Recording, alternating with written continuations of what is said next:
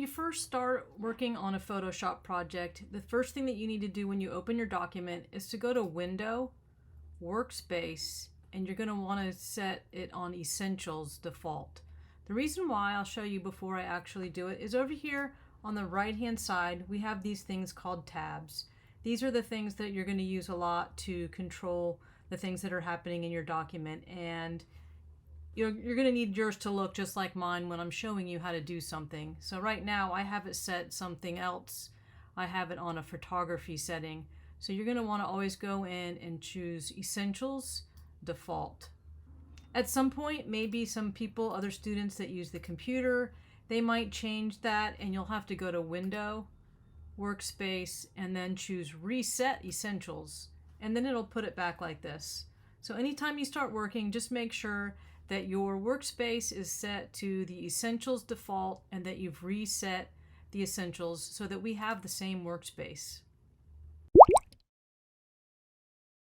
Over here on the left, this is called the toolbar. This is where you choose what tool that you want to work with.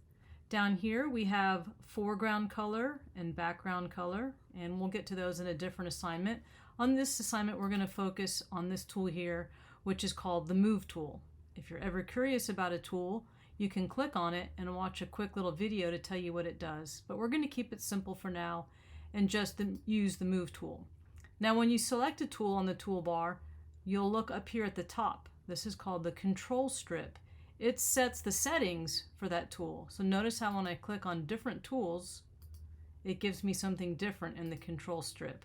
But if you're on the right tool, you should be able to control all the settings for that tool up here in the control strip. If you press Control Plus, you can zoom in. That way you can see details that you're working on. If you press and hold the space bar, you get a hand. So if you press it and get the hand, and then you click with your mouse, you can move your image around inside the window. If you want to zoom back out, just press Control minus.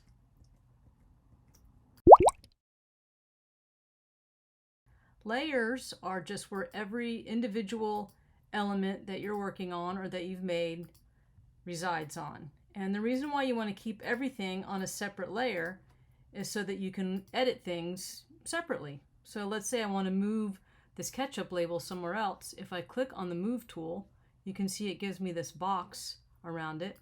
That means it's ready to move. So I can just drag it somewhere else and then click on a new layer when I'm ready to move that layer. So I'm going to undo, Control Z on both of those things. So the other thing about layers, let's say you're building this burger and you want to slide everything, together so it looks like a regular burger. You're going to click on the layer that you want to move, make sure the Move tool is selected, and just drag it down where you need to go. So let's click on the tomato layer and pull it down. And then if you get to this other tomato layer, you can see that that one is behind the burger. So we want it to be on top of the other tomato. So it's in the right place as far as where we drug it down, but it needs to be viewed on top of the other burger and tomato. So you want to go over to the layers, click on this tomato one, and pull it up above like this. All right, so you can continue to move things. Same with the onions. Now they're behind the tomatoes, so we want to go over here to your Layers tab. Click. When I click on it, you'll see it gives me this little fist. You're going to click and drag and drop it on top. You can also just click on a layer over here to select it, and then you can move it down. Again, the lettuce is behind everything, so I want to grab it and pull it up above. And I'm going to go to the cheese layer, and I'm going to activate it from here.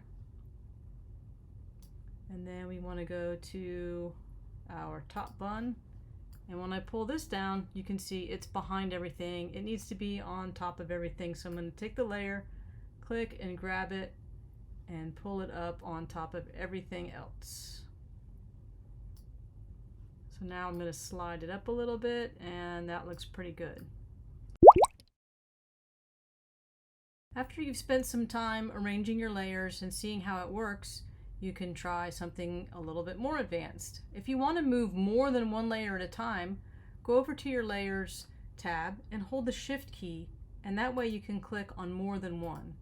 So what I want to do right now is I'm going to select everything except for the bottom bun and the bottom piece of meat, and you notice that they're selected because they turned light gray. So what I can do now that I have all those selected is I can pull these up like that all at once instead of individually.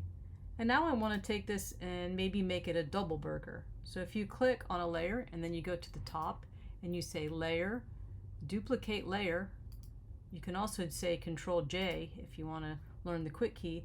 Now you'll see that there's two burger layers, but I want to move the top one up like this.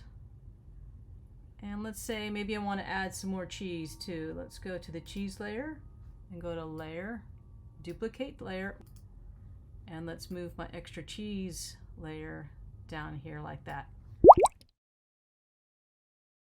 So the next thing I want to do is add the word ketchup on my ketchup label. So I'm going to go over here to my toolbar and I'm going to click and get the horizontal type tool. When I click on that type tool, you'll notice at the very top it gave me the parameters for that tool. So it gave me this font. If I want to change the font, you can do so here.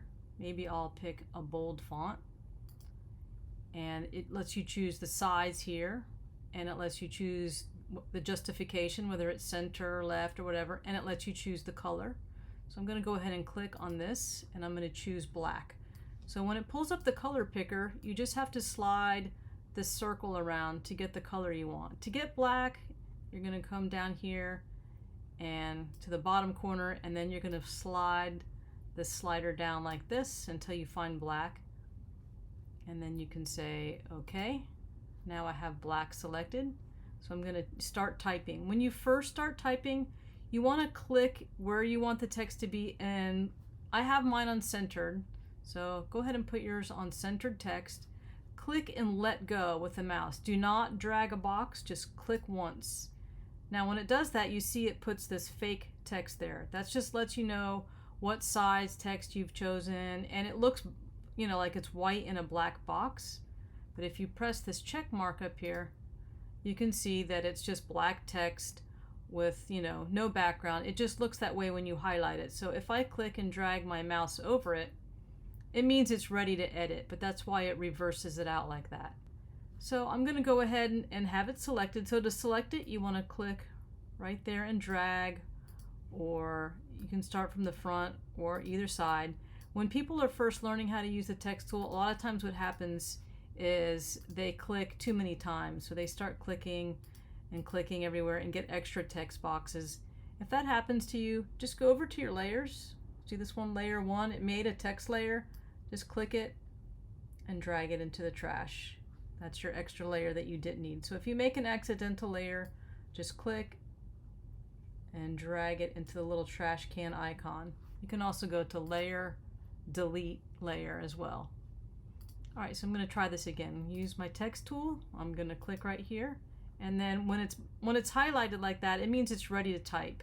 So I'm going to use all caps and type the word ketchup, and then I'm going to press the check mark. So whenever you're done typing, press the check mark to get out of the typing edit mode. So I want this to be bigger, obviously. So I can either go up here and I can change the size of the text right there. As long as my text tool is selected, I can change the size of the text right here. Another thing you can do is get the move tool again. If you get the move tool, not only does it let you move the text where you want, but it also lets you enlarge it. So if you go in the corner of the text, you can see it lets you enlarge it to be bigger or smaller. Or even if you go out to the corner, you can see it gives you a little rotate thing. It lets you rotate it. I don't want that, so I'm going to press Control Z. Once you get the text sized where you want and you're using the move tool, you can just click off of it like that, and there you go. Next thing I want to do with my file is to organize things into folders. So you can see on my layers tab over here that I have a lot of layers. So if I'm trying to work on certain parts, if I want to work on the ketchup bottle and the background and all that, there's a lot of things going on here. So it's good to put things in folders and organize them. If you want to change the name that's on a layers label, You can just click on there and double click, and you can retype what you want it to be called. So that's one way of organizing your layers, is to name them properly. And the next thing I'm going to teach you how to do is to put them in folders. So I want every layer that makes up this ketchup, I want it to be in one folder. So I'm going to click on the word ketchup, and I'm going to hold the shift key and get all these layers right here that make up the ketchup bottle. And then you can go to Layer, Group Layers, Layer, Group Layers, or you can press Ctrl G. And now you can see that made it into a grouped folder. So I can call this ketchup. All right, so now everything in that group is the ketchup bottle. If I want to edit any of those layers, I just click on this little arrow thing and it opens the folder. So I can leave it closed to keep my layers tab clean, or I can just click on this to open it. Let's do the same thing with the burger. Click on all the layers that make up the burger. This time I'm going to include the shadow too. So I'm going to hold the shift key and click on all these layers. You can even skip down if you're still holding the shift key, and it'll click all the ones above it. And again, I'm going to go to Layer, Group Layers, or Ctrl G, and we'll call this burger. So now I have my ketchup in one folder, I have my burger in another folder. If I need to edit any of it, I just click these little arrows here and it opens the folder, and I can still edit everything. If you forgot to put one of your layers into your folder, you can just click on it, grab it, and dump it in there. So I'm going to dump the shadow into the ketchup folder, but notice how it put it on the top. I don't want it on the top, so I'm going to click on this ketchup shadow, grab it, and pull it down to be just below the ketchup bottle. The last three layers I have here are the background pieces, so I'm going to hold the shift key and get all three of those and go to Layer, Group Layers, or Ctrl G, and we'll just name this background. And the last thing that you can do if you want to take this an extra step further is I'll show you how to change a color of something. Let's say we want the wall to be a different color. You can go to Image, Adjustments, Hue and Saturation. Image, Adjustments, Hue and Saturation, or Control U. If you click on that, you can say Colorize, and then you can move these sliders around and you can change the color of the wall. You can also do this to the table if you want. Click on the table layer. I'm going to do Control U, choose Colorize, and change the color of the table. So have fun experimenting with the hue and saturation to just give your picture a little bit different look. When you're done with your work, you should always type your name on it. So get your text tool again, and I'm going to click, and I'm going to just type my name at the top. And click the check mark. If you want to change the color of your font, you can highlight it, and you can go up here and change the color. You can move it so that it's over in the corner. All right, so I'm done. So whenever you're done working on a project, you're just going to go File, Save, and you want to name it or leave it as a PSD. This was already a PSD file, which means Photoshop file. A PSD just means that it's keeping all of these layers, and you need to have the layers if you ever want to edit it again. So let's say I close this and tomorrow I want to work on it again.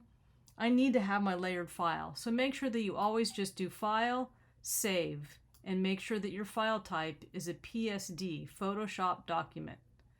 But before you can turn it in, you need to save a copy of it. So you're going to go File, Save a Copy, and then you're going to choose JPEG.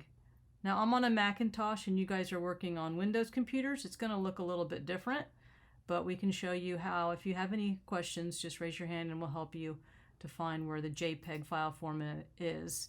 And that's what you're going to turn into your portfolio.